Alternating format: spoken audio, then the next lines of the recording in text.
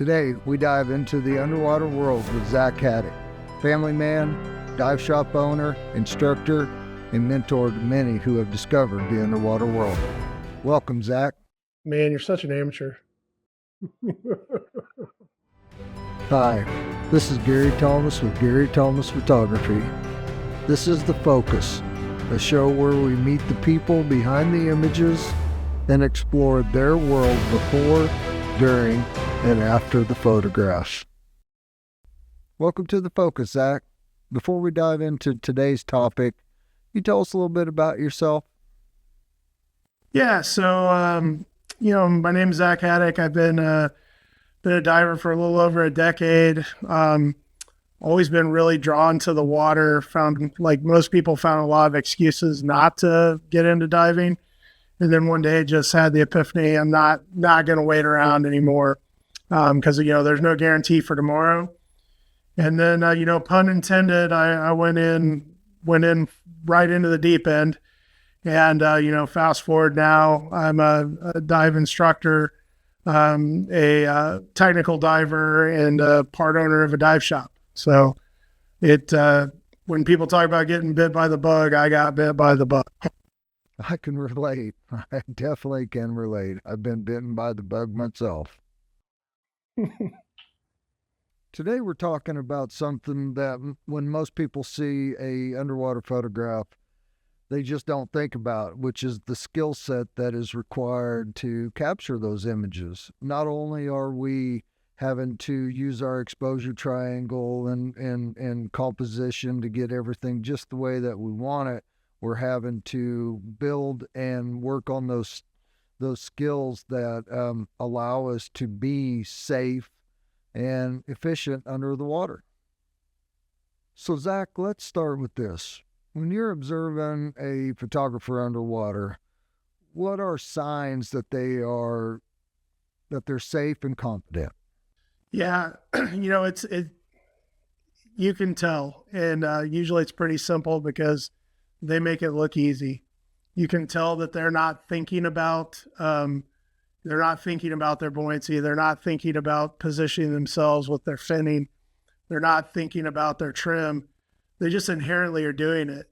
So, I remember when I was a kid, you learn to ride a bike, and then your mom would send you to the grocery store, right? And we'd ride back from the grocery store holding these grocery sacks, riding the bike with no hands. But that didn't happen when you first learned to ride the bike. You had to practice that, right? There was a lot of skinned elbows and knees to get to that point, right? And so, buoyancy, trim, and propulsion, it's almost the exact same thing. Diving is the closest thing you can get to go into outer space. Gravity is, for the most part, out of the equation now. And so you really have to, you have this extra axis of motion now that you don't have on land, and you have to use those three components to be able to use precision to place yourself in the water. So let's break it down. When divers hear buoyancy, trim, and propulsion, those are often lumped together. But these are completely different skill sets, aren't they? Yeah, 100%. They all work in concert together for the same end goal, but they really are separate skills, separate artifacts, and they're things that you can and should practice in separate instances. Most people will start with buoyancy, pretty much from day one when you learn how to scuba dive, because it's one of the hardest things for a new diver to master.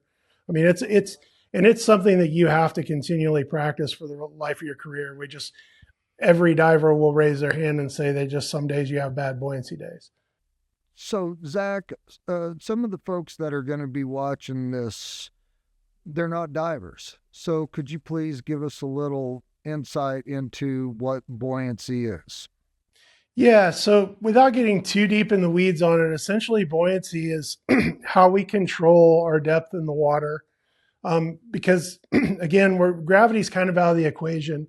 And what we're always striving to be as a neutral diver, is to be neutrally buoyant. So we're not going up, we're not going down. And you control that for the most part with your lungs and the way you breathe. If you want to go up, you can expand your lungs and breathe on the top of your lungs, and it'll actually make you go up because you're displacing more water. Conversely, you can exhale and breathe on the bottom of your lungs, and it'll make you go back down. The hard part, the part that we all strive for to get really good at, is to find that tidal volume of your lungs where you're breathing just right, where you're not going up and you're not going down. And that's really what divers that want to be really good at their craft, or photographers that really want to be good at their craft. That's what you're striving for, is that precision buoyancy where you can just maintain that level just by the way you're breathing. So the next skill set is trim. I think this is one of the least worked on skills that I have noticed, and for myself when I first started. Yeah, that's true. And you'll see that a lot too. You'll see divers and they're kind of going through the water like this, or maybe a little bit head down. Um, you'll see a lot of you know budding photographers that maybe their fin tips or their knees are down on the bottom.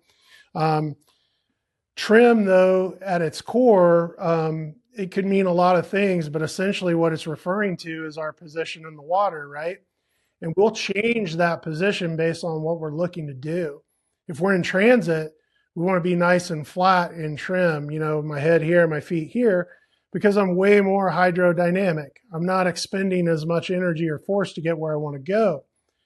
From the photographer standpoint of it, maybe you want to be flat and trim because you're in heavy flow or heavy current and you're trying to hold that position. So you want to make yourself as small as possible.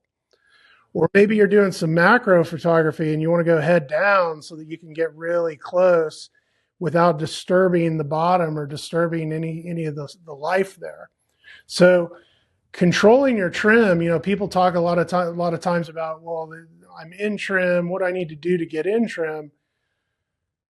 Yeah, there's things you can do to make that easier, but at the end of the day, what you're really wanting to do is be able to control that at will, you know? Right. So when somebody says, Zach, I want to but help me get in trim, what they're really saying is help me get weighted correctly so that I can position myself in any orientation and hold the camera there steady as if it's on a tripod. Would you agree? Yep. Yeah. Can, adjust your trim and hold that position without having to flail your arms or your feet, just by the way you're positioning your body. I use an analogy that where it's like we're balancing on this pinhead, right? And so the way you move your arms or the way you position your arms, the way you position your feet, little small just muscle movements, maybe you dip a shoulder over this way, can have a big effect on your position in the water. And once you start mastering that, looking at it from the photography standpoint, well, that gives you a whole nother brush in the palette, right? Absolutely. It'll get you there and keep you there. So let's talk about propulsion. Most people think that it's just kicking to get you where you need to go. Is this the truth? Uh, yes and no. So you are technically kicking when you're propelling yourself, but most people are just thinking scissor kicking, right? This is the kick you learn when you first start learning how to swim. Um, when snorkelers, they're using scissor kicks. But the problem with scissor kicking is it's not very efficient and you can only go one direction, right? But from a precision diver standpoint, from a photographer standpoint, there's other finning techniques that we can use where we can actually go forward, we can go backwards. Believe it or not, you can go side to side. You can helicopter turn, all while maintaining a very small footprint. And not only that, with the precision control of your positioning, but these finning techniques like frog kicks, modified flutters, back fins, not only can you position yourself with precision, but you can also avoid disturbing the bottom, which is super important when you're trying to get a clear image, right? 100%. I'm really glad that I've never silted up the bottom before. Me neither. So when you combine the skill sets that we've talked about today, what you're doing is creating a diver slash photographer that can move throughout any environment and get the shot. Yeah, 100%. So you've taught a lot of divers over the years how to dive safely and efficiently. When you add a camera to the arsenal, you're changing the rules. Yeah, I don't think truer statements have ever been made. When a diver picks up a camera for the first time, as a seasoned diver, what's one of the first things that you notice? Yeah, so a lot of times there'll be some loss of situational awareness, maybe a little bit. You can tell they're a little overwhelmed task loading wise. Um, talking about buoyancy and finning and trim, those should be just auto responses for a diver that's going to be focusing on photography. Again, we should be able to ride the bike without holding on to the handlebars, and we're not thinking about it because we're so good at it, right? You've got quite a bit in front of you with that camera to not have to focus on those things. I mean, you are focusing on them, but you've just become so good at it that you don't have to think about it. From your perspective, what do you see seasoned underwater photographers doing to improve these skill sets? Yeah, I mean, it's a pretty simple answer. They're just practicing and they're focusing on the little things versus trying to do the whole thing all at once, because it really is a building block type situation, right? So when I see photographers or divers in general that just really want to get good, they're just in the pool, and they pick out maybe a light on the pool, pick out a little chip of paint or something, and they just lock in and focus on it, and they just work on not moving any part of their body and holding that position, because that's exactly what they're going to do once they get the camera in their hands and they're trying to get that perfect shot, right? Yeah, I would say that the pool is one of our greatest assets. We can go in, we can make the mistakes, and we can spend the time sorting everything out. That way, when we drop the money and fly off into the great blue, we are not thinking about those skills. We already intuitively know what to do when we get to that position. Because whether you're on a wall in a pool or whether you are in front of a sea fan in the ocean, it's the same skill set. Yeah. Yeah. Yeah. We're always learning and practicing, even if we have other primary objectives, right? And it's kind of interesting thinking about the 3 points of buoyancy, trim, and propulsion. Those are kind of your three legs, right? To get you positioned, and I mean, to what level are you employing all three of those when you're taking a picture? Yeah, Zach, I think that what we're talking about here with buoyancy, trim, and propulsion, these are the three legs of a tripod.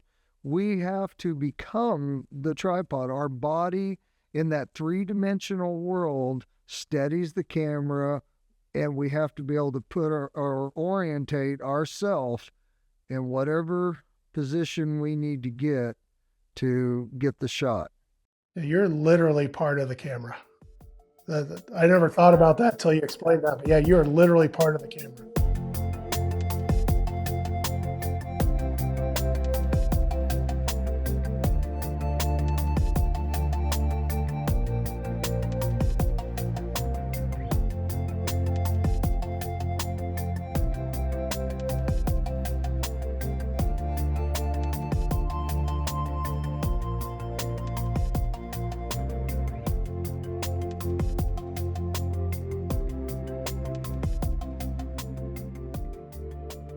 Well, Zach, I really appreciated you being here and going over these skill sets with me. As always, I think one of the most essential skill sets as a photographer is curiosity. A lot of times we don't want to tell our instructor or tell our friends that we don't that we don't exactly know how to set our gear up, or we don't know exactly how to do something. And I believe that that's one of the skills I've fostered over the years, and why I've been able to capture some nice images is that I'm curious, and I'm not afraid to ask, and I'm not afraid to put myself in a position to learn. So I appreciate you being here, and I can't wait to dive with you again. Yeah, thanks for having me, Gary. Let's gear up and go drop.